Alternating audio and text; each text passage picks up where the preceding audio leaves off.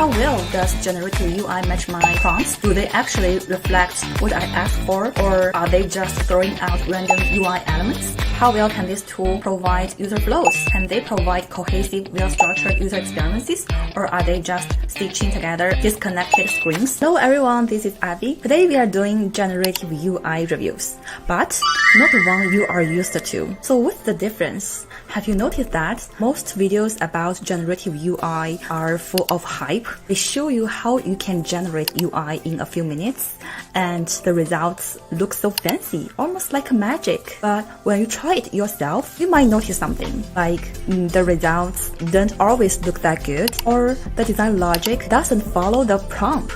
Or if you dig deeper, you will notice something just feels off. At this point, most of people blame themselves. Like, maybe I didn't write the prompt correctly, or maybe I just don't know how to use it. You know what? This reminds me of the early days before UX became the mainstream. At that time, we struggled to use the software. We always blamed ourselves. I must be super bad at this. But once UX took off, we just realized it was never us. It was the bad software design. So here's the plan. Instead of just going along with the hype, I'm putting generative UI tools to the test. Keep this fair and thorough. I'll be using prompts with different levels of complexity. Okay, here are the prompts that I prepared for the testing. I categorized them into 3 different levels, which are easier prompt, medium prompt, and hard prompt.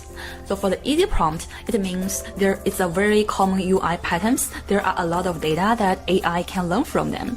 For example, the prompt I prepared for this level is create mobile page with restaurant descriptions, ratings, reviews, and a book system to help users book a restaurant. So this type of UI is everywhere, from Yelp, OpenTable to Google Map.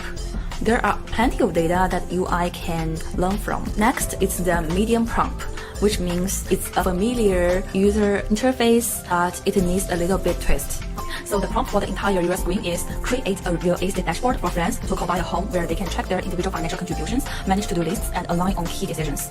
The prompt for the single screen is that a home search experience designed for co-buyers to explore properties within their group budget. Users can save and share these properties and view a map to see the locations.